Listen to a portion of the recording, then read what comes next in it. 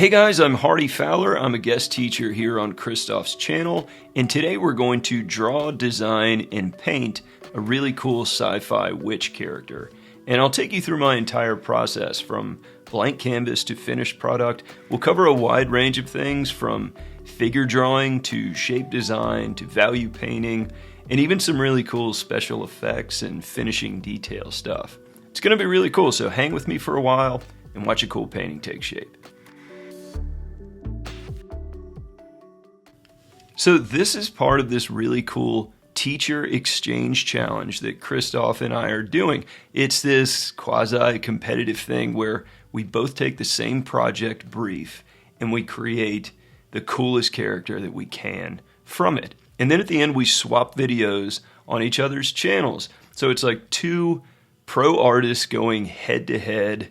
And I don't mind telling you, I really want to do something awesome here. So Christophe is going to join me in just a second here, and we are going to watch my process take shape, and he has not seen this before, so this is kind of our big reveal. Should be fun. And since I'm a guest here, a little about me. I'm a professional concept artist and illustrator. I've been in the industry for about 15 years now. I'm a teacher and an art mentor on my platform, Digital Painting Studio. And I'm also an art YouTuber, so definitely check out my channel. In fact, you can catch Christophe's take on this brief, this sci-fi witch project, over there, and we'll be sure to link that in the description. What I especially love about this is Christophe and I have pretty different workflows, so this is a cool opportunity to see two experienced character artists tackle the same project in very different ways.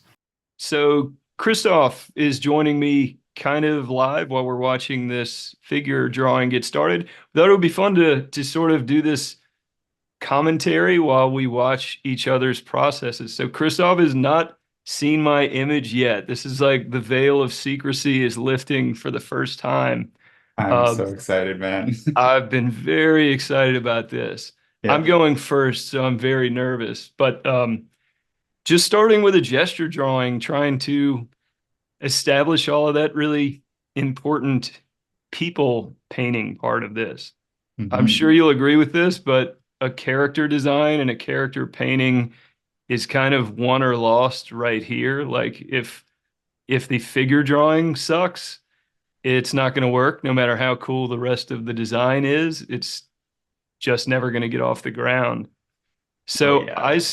I heavily like front load this part of the process. This is the hardest part hmm for me and where Yeah, I find like so much of the exploration of like the initial personality happens in the gesture drawing. And it's like to nail that is to basically nail the character, and then everything else is like kind of costume design and but you get so much personality and attitude out of that initial sketch. totally. And here's where all of those tough decisions about the character, like trying to imagine this through to the final product and make sure that the pose and the attitude and the gesture all serve what you're going for at the end. So I'm going for this, trying to do this very planted but very energetic pose. I wrestle with the idea of having her like jumping or doing something really dynamic, but I thought it would be more witch casting a spell vibe to have her have all of this energy sort of planted into her feet and with this really straight linear arm, like she's hmm casting a spell, just trying to show like every muscle flexed at the same time to go for this. Uh, but that was a tough thing. I had a lot of dud sketches that I abandoned, really rough stuff to try and come up with something dynamic. But this felt like confident, powerful rather than flashy. Wanted to hmm seem like she's like the grand, the head sorceress supreme or whatever, alpha. But just kind of Nice. working my way through it. I like how that like front shoulder, how deep it's like dipped forward. It adds Thank like you. so much foreshortening like in the torso and a lot of dynamism to the pose. Thanks, man. I okay.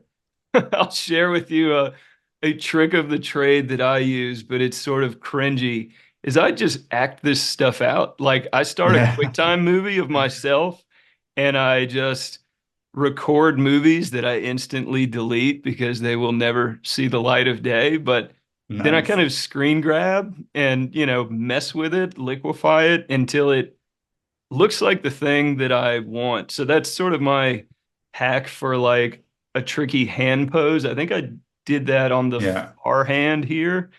And spoiler alert, but there will be more hands involved in this. Okay. Uh, but yeah, it's kind of this easy way to just instantly find the reference that you're looking for is just do it yourself. Yeah, I Um, used I used to do that on like I think on my old MacBook. Like I had a old MacBook Pro in like 2012 or something, and it had photo booth, yeah, which was just like, and I used to take pictures just of like either stupid expressions or like hands or stuff, mostly faces and hands. But absolutely. yeah, just to do a quick reference, because sometimes you just can't find the pose Totally, brother. online. It's just way easier to just take it yourself. And then it's like, even if you find the perfect thing, is it something you can even use? So Yeah. I sort of started doing that just out of time efficiency. But yeah, there for about 30 seconds existed a photo of me doing that shoulder dip pose, but it is gone now. Um, Oh, and there's the other hand. yeah, so okay, let's talk about our brief a little bit. And Yeah. I'm curious how far apart we are on our interpretations of this. But so Honestly, which, I'm the most excited about that because our brief is was pretty general. We'll get into it, but like there's so much opportunity for interpretation. yeah, And the fact that we decided to go kind of like sci-fi fantasy and kind of just open the floodgates. Um, I thought, yeah, like already I have no idea like where this is going, but it's super cool and I love it. So yeah, so like so talk to me like how did you interpret our okay. witch our antimatter witch? Definitely. Uh, so I think I'm being a lot of artistic license with this, but I Yeah. was thinking kind of black hole, like other dimension kind of stuff going on here. So I wanted to Okay. seem like these are sort of ghost arms, like shadow arms that aren't really there to kind of make it seem like there's some animation and some movement. Like maybe she had to go through all these motions to make this black hole antimatter whatever spell that's going to be in that downward thrusting hand. So Mhm. these actually in the finished product are sort of barely there, but I want them to just be a hint. Mhm. And I think the inspiration from that sort of Doctor Strange, but did you ever see the Chronicles of Riddick? Old movie now, but there was this whole like, Maybe. Yeah. yeah, anyway, these like I don't know, necro warrior dudes, and this guy could do this like shadow arm thing. Okay, Anyway, okay. that's sort of what this is. But just about done with the figure. So blocking in and switching hats here. And this is going to be interesting to see like our two different roads we take here because this Mhm. is where I think our process probably differs quite a bit.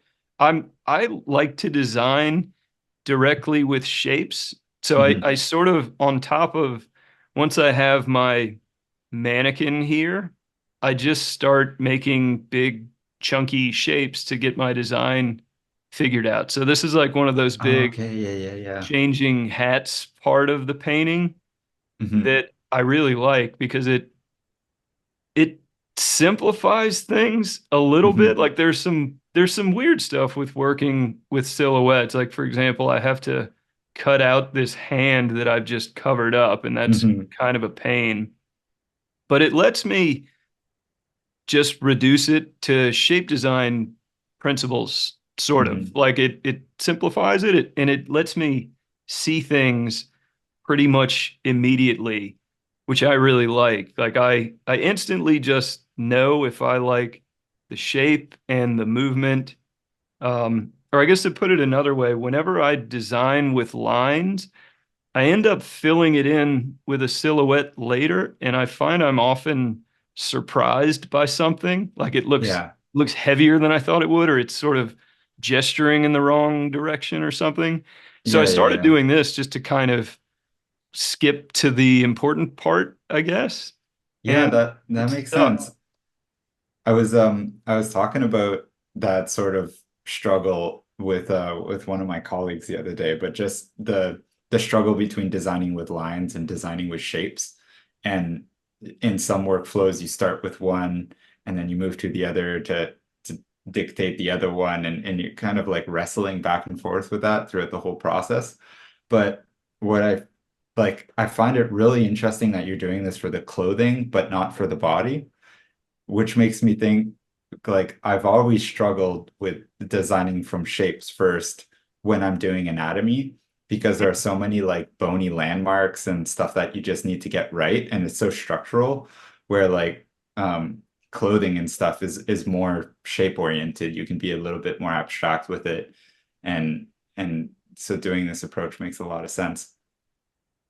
That's cool. Yeah, I've done it with like humanoid monsters before, where you have a lot more permission to kind Yeah, of you could fudge be the, yeah, a little bit more like free with your forms, like absolutely. mushy aliens and Exactly. Actually, it's pretty perfect for that, yeah. I think. Just let you immediately see those action lines, Mhm. those S curves, all of those you can like liquefy it and just feels like sculpting a little bit, like you're Yeah. pulling and Yeah. adding and subtracting clay or something. But I find I use that pretty often for hard surface stuff too.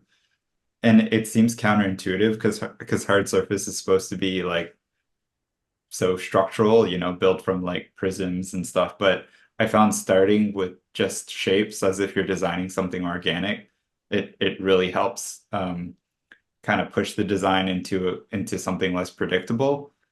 So you're kind of filling in the hard surface details inside those like those shapes instead of designing from the inside out, I guess.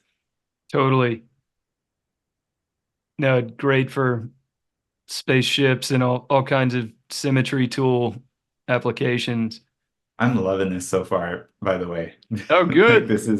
I really like, it's so dynamic. This, even with just the floating arms in the back, it adds so much to the gesture. And Well, thanks. I appreciate it. Yeah, sort of. So this is what I always think of as kind of the balance step of a shape design. Like, where do you want it to be that rest Mhm, zone versus where do you want it to be really attention getting and mhm, visually busy? And I find, especially with a project like this, where it's very important to me that I do my very best work because mhm, I'm going head to head with Christophe. Uh, I have a tendency, and I think a lot of the artists who I work with have a tendency to overdo it. Like there's too much going on everywhere. You want to use every fun idea you've ever thought of on the mhm, same figure. So it takes a lot of discipline and experience, I guess, to learn when to just do less and let those really noisy parts only exist in the places where you want attention to be. mhm. So trying to, I bring that up because I remember this part of the design thinking I need to be bringing more attention upward towards the face, which of Okay. course is what we always want everyone to engage with first. They're going to anyway, so let's Mhm, help that. I was definitely scratching around for genre and like design language. mhm, I had a vague plan, but it sort of fell apart and I had to freestyle until I eventually find my way back to something cohesive. but I was very much in the wilderness at this stage, just trying to find like what movie is this does this witch live in? What is the world we're Yeah. talking about here? And I was thinking something like Destiny first of all, but then actually after I drew the figure, but before I started the shape design, I watched Dune part Yeah. one again, just getting ready for part two. Yeah. And I came back to something that's, I guess, what I love about those costume designs is they could sort of like 80 or 90% be medieval. Like it could be these court dresses and uniforms from something, from a historical drama, but Hmm. then they just add a little bit of tech or some cool little futuristic converging lines that make it clearly sci-fi, but also Hmm. grounded. So that's what I was going for here. Try and make this seem like a witch who would be comfortable in a fantasy genre, but with just that 20% of little fun sci-fi details to make it unambiguously sci-fi. And I Yeah.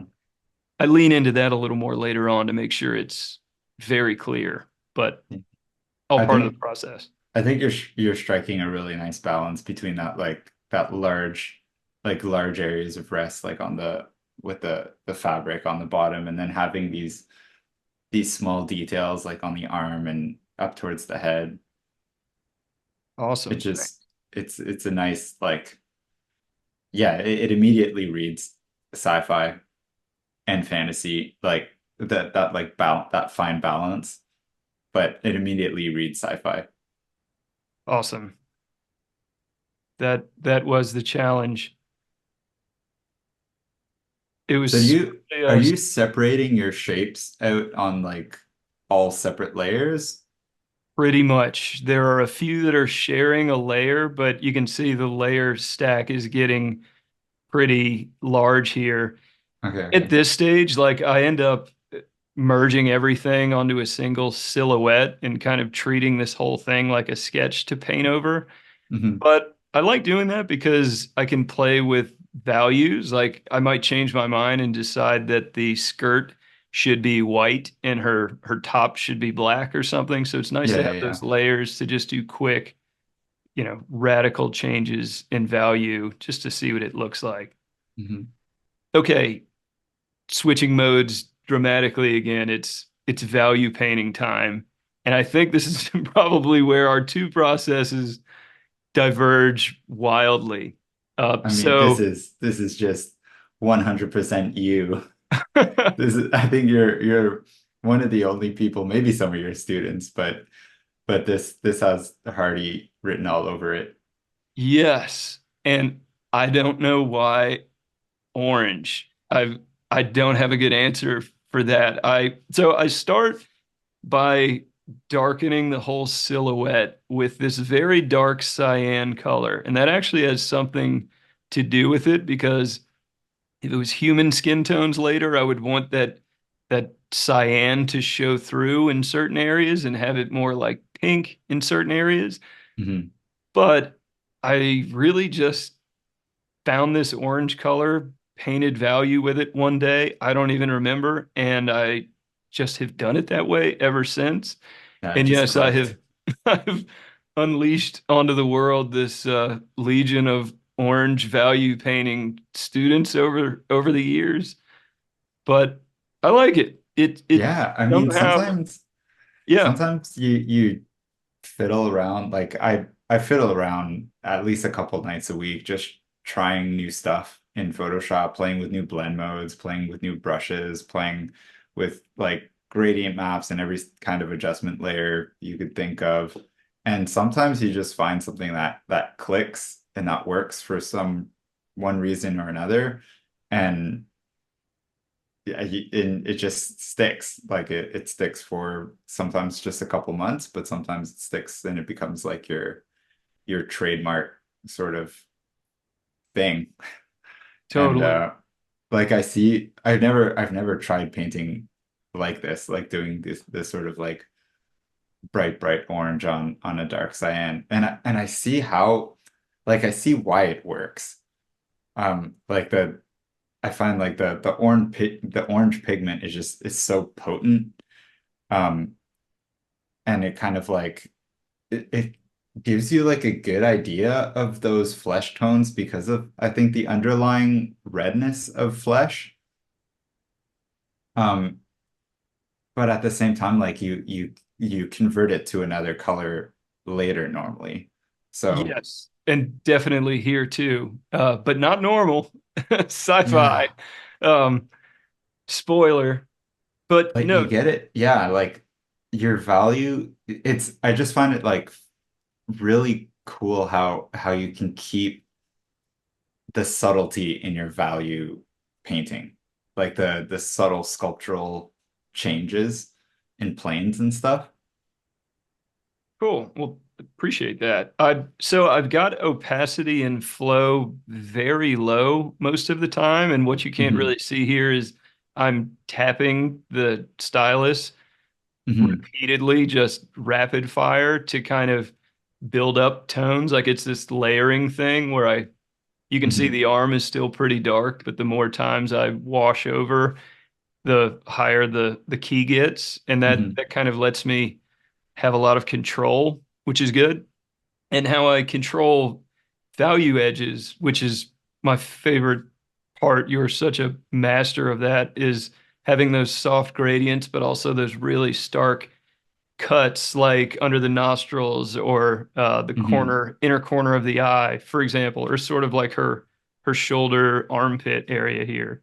Hmm. Um, I'm doing that with pressure, so the brush size jitter is set to pin pressure, so I Yeah. can kind of needle in those sharp lines, those cuts where I want that to happen. So it's nice. I think the fewer tools it takes to get an effect, usually the more I feel like I stay in that flow where I'm just making something cool rather than conscious of the Hmm. tools a lot. So this is a really nice, just one tool approach. Yeah. Yeah, I'm the same way. Like if I'm fiddling with a lot of tools, it just feels like too many variables and it becomes hard to control or to know like if you did something right, like why is it right? Or if you did something wrong, why is it wrong? You're just Totally. messing around.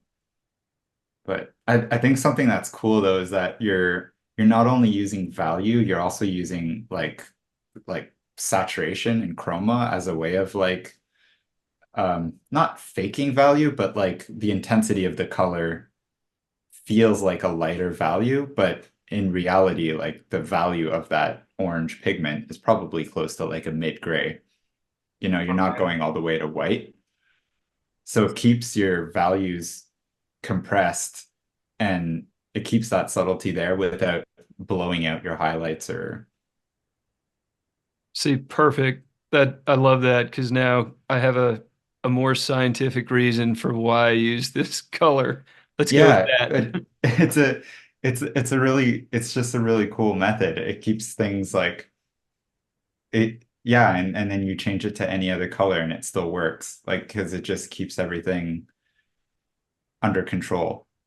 Definitely it kind of caps the high end of the values at a Yeah. certain level so it can't totally blow out. Hmm. That happened really fast, but so I'm going with a blue character here. And Nice. I did a quick underpainting. So under that value layer, I painted some red tones just to add those hue variation zones to the face, Hmm. especially like redder cheeks and ears and fingertips, just to make it seem not monochromatic. So she doesn't look like a Hmm. mannequin. So even though she's blue, she seems like a living, breathing being. Yeah. And I find hue variation is the key to that, and that's what totally fascinates me about your process or the process I've seen you do in your videos is how in control of that hue variation you are, even when you work in grayscale to start most of the time. But I don't Hmm. want to. I want to see what you did for this one before I officially weigh in on that. Yeah, we'll get to there. Yeah. Oh, I just cut out the skin and put it on its own layer Yeah. so that I've got it all in one layer and I can start. I'm doing a lot of sampling and then painting, kind of pick it up and put it back down Hmm. with the dropper tool, just kind of hitting option while using the brush, just to start evening things out. You mentioned kind of keeping the value range as compressed as you possibly can, except for where you want those punches to be, like cast shadows or little wrinkles and ambient occlusion marks. Hmm. So that's a big part of this step is when you pick up the tones and paint them back in over and over again, it has this kind of averaging effect of sort of bringing everything toward the middle, which Hmm. I really like. But it's cool. She's starting to feel quasi believable. So Yeah.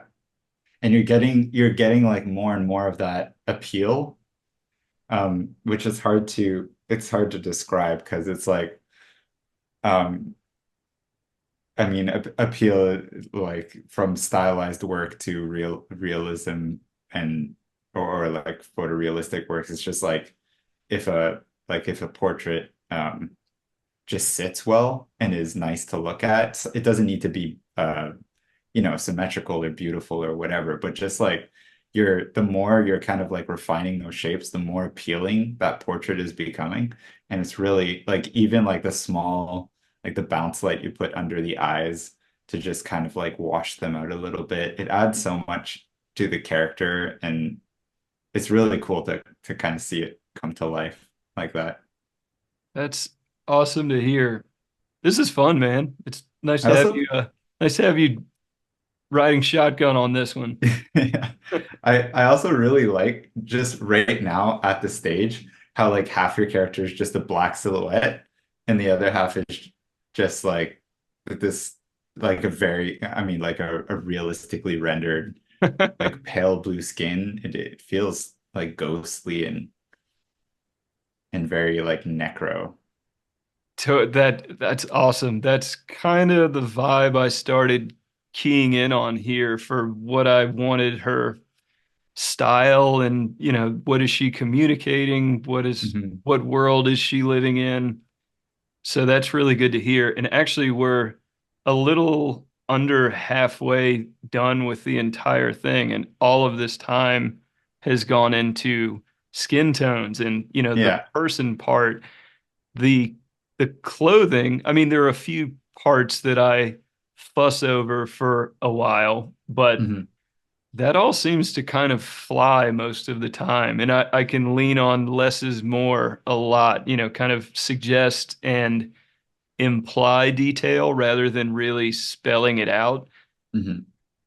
So it's just that's always time very well spent when you really double down on getting this human part of the character as strong as it can be.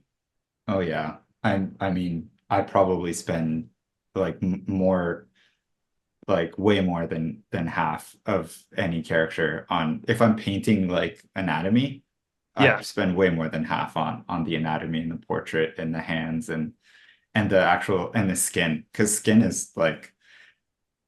is hard and it's a really complex material. The form changes need to be like it's just so complex. You have fat tissue, you have muscle, you have bony landmarks, you have all these like junctions and things that are wrapping around and you need to make them aesthetic but also more or less accurate or else your anatomy looks all messed up even though you have nice shapes, which is basically what kind of AI artwork is doing where you have like all these beautiful shapes but you have six fingers, you know?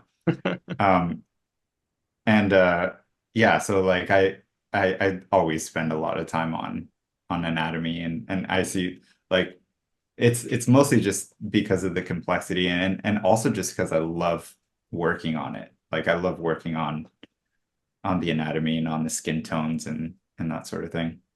it's endlessly fascinating and Mhm. challenging and awesome. And so I love that. All of those factors that you have to balance. But I've had projects where I feel like I've done a good job of all of those things, but I somehow just didn't like the person that I've created. So Yeah. you can do all of those things right, but if this character looks like somebody who is mean to your viewer in high school, they'll still hate it. So Yeah. it's so hard.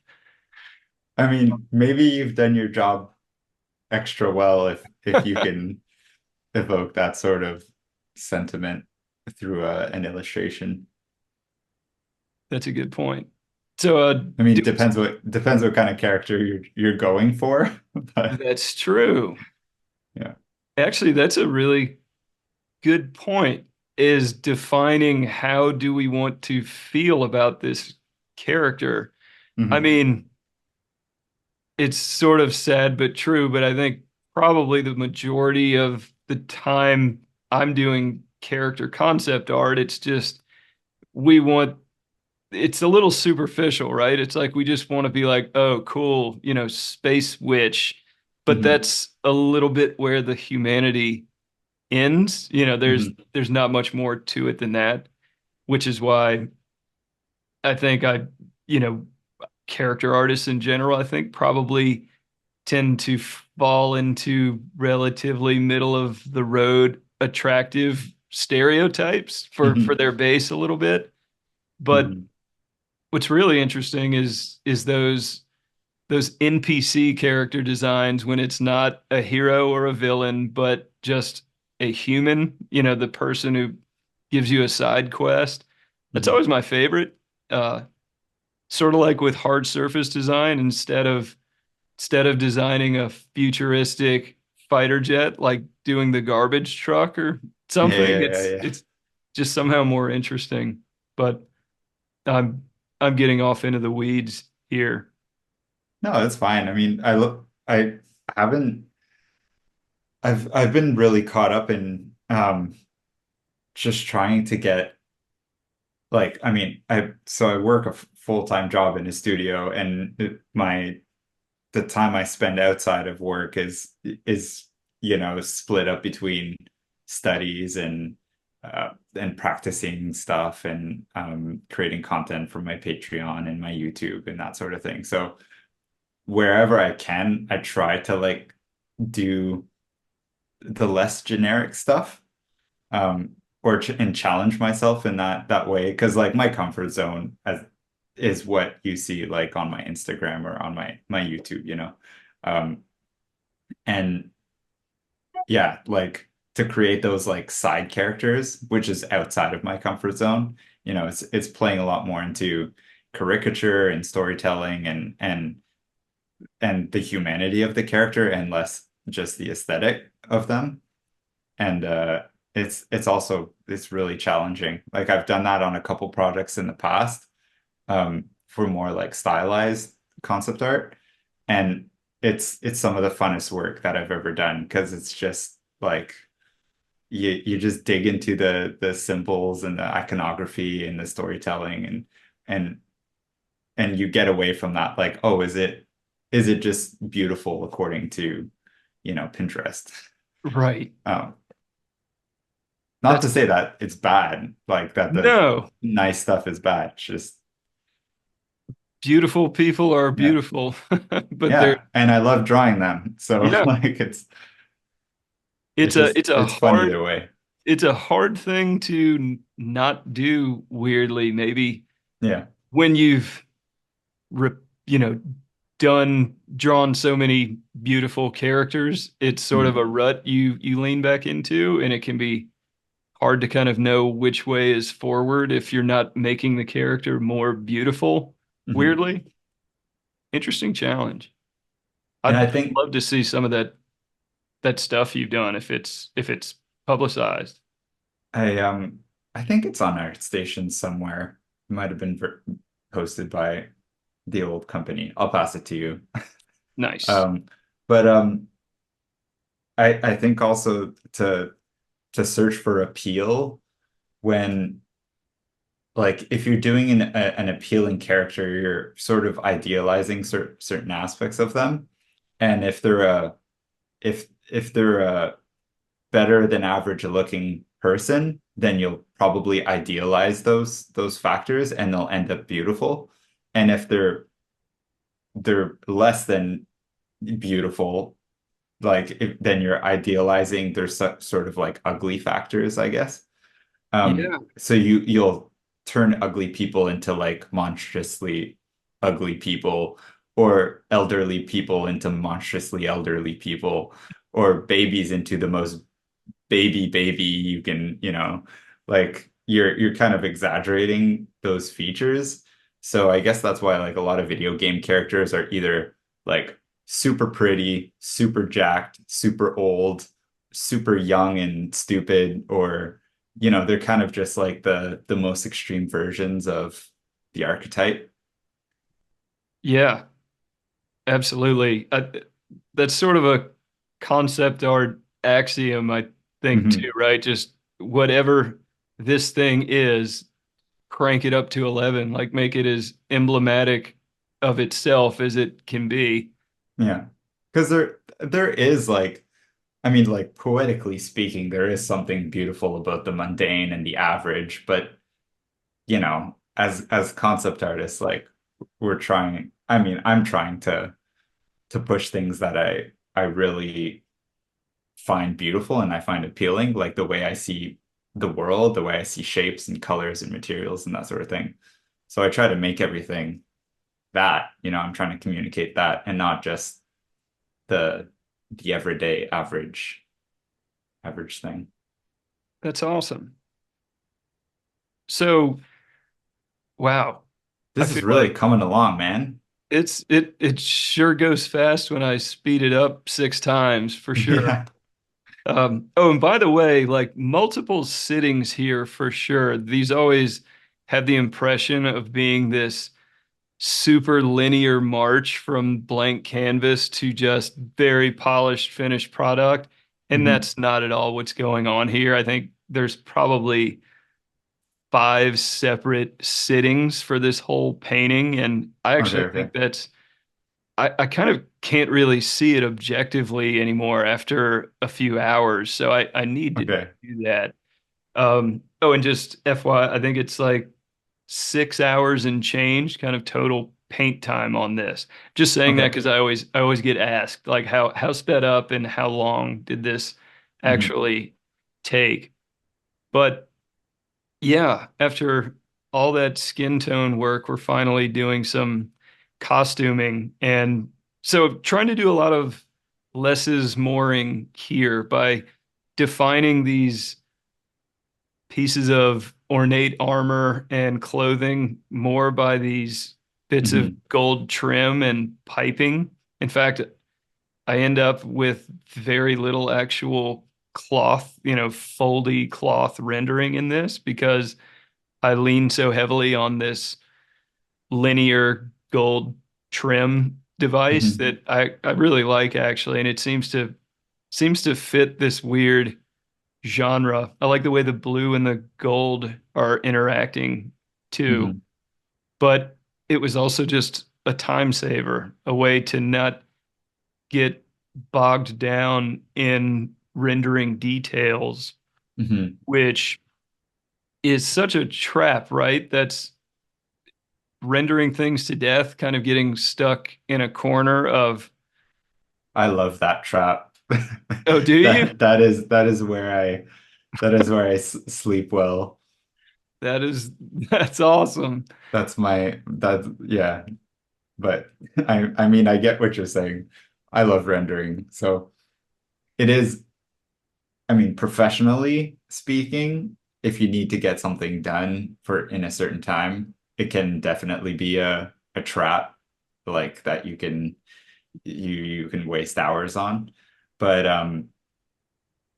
it's for me, it's like my meditative space. It's where I can just kind of like, and I know I'm very conscious of like the time I spend on stuff. So I don't necessarily get trapped. But I totally get like it's super effective too, what you're doing. Like you're still showing the form with the metal, but it's basically a black silhouette. Like there's very, very subtle lighting going on underneath, or maybe that's just like, yeah, like you're outlining those like subtle lighter gray shapes.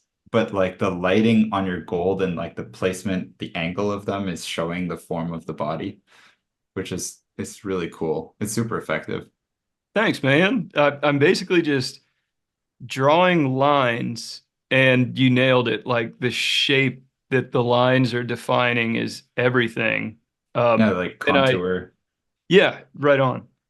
And then just locking that and painting with color dodge back in it to give it those little glares to kind of define the apex of whatever curve, wherever the highlight should be. Hmm. And then just a lot of repetition. You know, it's lazy because I'm just like those little metal bits around her belt line, for example.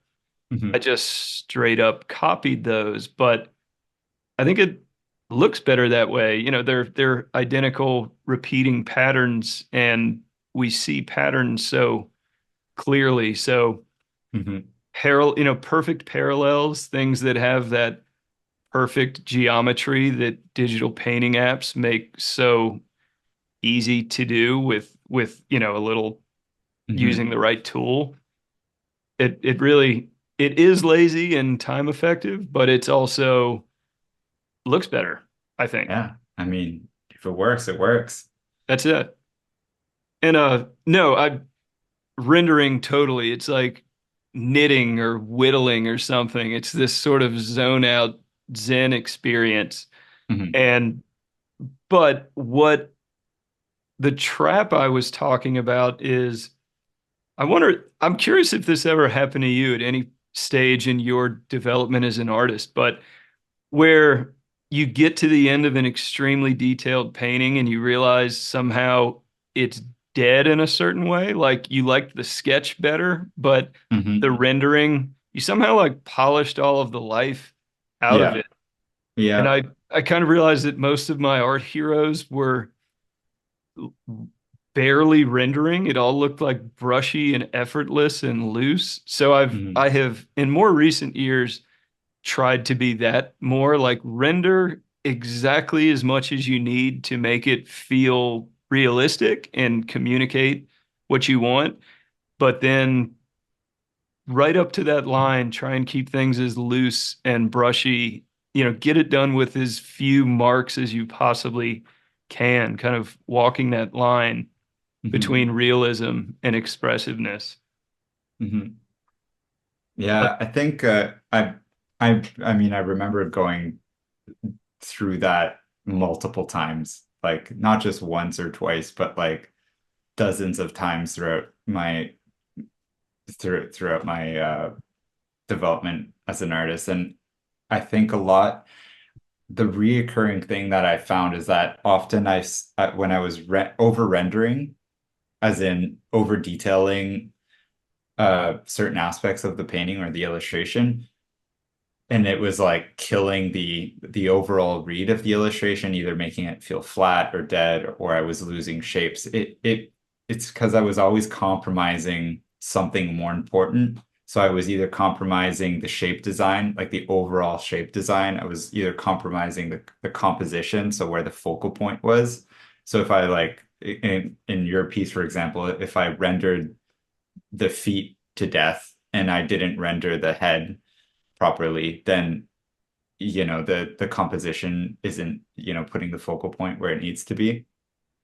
So I would need to go back and fix that. Or and the thing I found it messed up the most was my initial drawing. Like you said, like you liked your initial drawing, but like your drawing is the skeleton of the piece. So it you work out certain things in your drawing that you need to keep thinking about in all throughout rendering, but like things like gesture and the initial structure of the anatomy, that sort of thing.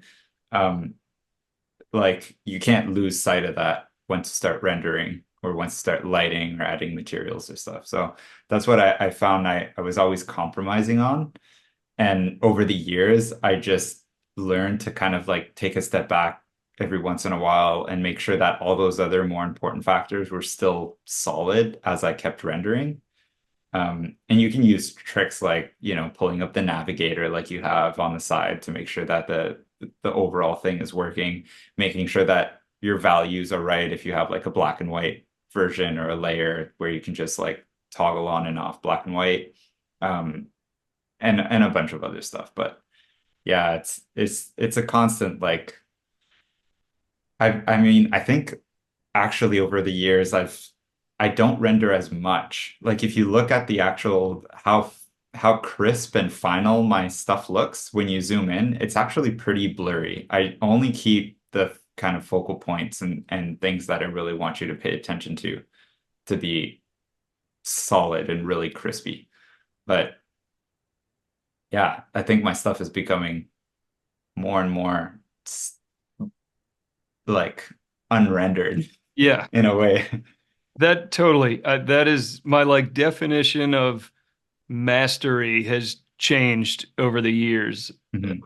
rather than this climb up the mountain of realism, forever. It's sort of trying to find that balance. Like, how Mhm. can you make it describe realistically what you're painting while being as loose and alive and expressive as possible? Mhm. So it's finding opportunities to keep things kind of messy and loose, like with this Mhm. cloth on her top here. I'm trying to make it super cloudy and brushy and one of those places where if I get somebody, if I have their attention long enough for them to like zoom in, I want that stuff to be visible. Mhm. But also having these really, kind of juicy highlights, high definition stuff happening elsewhere, all the metal work, all of the little detail bits, and of course, her eyes, her face, her hairline, all those things that I want attention to go to. But it's kind of crazy because this skirt is a good almost 50% of her whole surface area, and it's done in a few brush strokes and some smudging just to sort of illustrate that whole idea. And actually, right as you were talking about the feet, that's actually, I totally changed the design on that. You might have noticed just because my first pass, and actually, that is the one bit of editing. I skipped a long dead end on the lower body and just went to this pivot. I just wanted to do something much simpler and shape driven for her legs so that they look a little more sci-fi, kind of hinting maybe at cyborg legs, but possibly there is a human tiny foot in there. Uh, Mhm. and also just something simpler and more shape driven so that it's not this noisy thing distracting attention downward. We have that nice triangle ending at her face, which is what I had hoped to achieve. But we're kind of getting down to it. I'm getting into fun details like tattoos and stuff, little patterning. I'm going to put on some of the clothing, and then it's just down to magic and special effects. But Nice. you're basically looking at the thing at this point. Well, dude, this is sick. This is a super cool character. Thanks, man. This was fun. Great, great brief. I'm I'm so glad we landed on this. I like these patterns too. They're really subtle, but it just adds a nice little kind of Wanted like that to be texture. kind of barely there. Hmm. I think I like the shape design, like all of the little shape elements on her arms and belt. Like it's busy where I want it to be and quiet where I want it to be. So I Hmm. wanted this stuff to really sit back and be there is that third level detail when somebody's really leaning in, but Hmm. also very quiet. So I'm even just using those tattoo shapes as a selection, like maybe it's made of a different kind of material and it catches the light a little differently. I Yeah, love it that. feels like some sort of like oriental textile or something that it's just it almost has like almost like two different stitch directions. Oh, cool. So the light catches it on like on half of the pattern and it catches it elsewhere on the other half of the pattern. Like just a nice, it adds like a really nice little sheen You in the highlights. much more articulately, but that's exactly what I was trying to do. That pattern actually came from a photo of a tapestry my mom has hanging at her house, and I've used it as a tattoo about a dozen times. It's just such a Yeah. cool pattern, and it weirdly works in almost any genre. Hmm. It's cool, like serpent. So yeah, getting down to like color corrections, just some multiply layers and overlay layers. Again, all about drawing attention directly to her face. So Hmm. little bits of extra darkness and coolness on the edges, but maybe a little extra zing of heat or to make it feel really sci-fi. And since she's blue, I went for more of a cyan tinge there, which I think Nice. it yeah, it's that sort of like Morticia Adams, like ray of light right on her eyes kind of vibe. Here's where I'm like, these feet are insanely too tiny, but I kind of like them. I think you have permission to be a little bit weird with sci-fi. Oh yeah. So I deliberately did not second guess a lot of these things and just kind of roll with it and let it be what it is. And the Ghost arm ghost time. arms. Here we go. Another one of those like just barely there. Like this is a detail for the people who clicked in and like really were pondering this work, Hmm. which is not going to be everybody for every piece, but always good to try and kind of give them a story to get lost in once they get past the initial pose and oh cool, this is a beautiful woman. Let's have something more interesting going on. So trying to just approach that line where it's just there enough to get it, Hmm. but not taking over. This is kind of a gamble too, because this whole idea had a pretty solid risk of becoming like too much, too many with her hair, all of these ribbons blowing in the wind. It could have easily become a porcupine, right? With too many Hmm. action lines going in every direction. So But I very mean, deliberately. Yeah, go ahead. I mean, I think you have like the hierarchies there, and you're maintaining it. Like you're balancing things really well because there is a lot going on in terms of like ideas and stuff, in or like sh shape ideas, I guess. But like your action line is super dominant with like the head and the arm coming down the body and then splitting down. You have a really solid like triangular shape, and it's extended out with that top arm. And everything else is kind of like secondary to that. Like the other arm's kind of off to the side and the hair and the ribbons and stuff. So I think even though there is a lot happening, it's really well balanced and the focus is still like where it needs to be. And like I'd have a really hard time balancing all this stuff this well. I appreciate that. It you can see a lot of back and forthing and fine tuning here to Hmm. try and get it right. I actually end up putting something in the background to try and sort of define it and Hmm. or try and maybe hide it a little bit, make it there. Like I really like those hands reaching downward, but I want it to disappear pretty quickly. So Hmm. this is pretty much what I settle on for the shadow arms.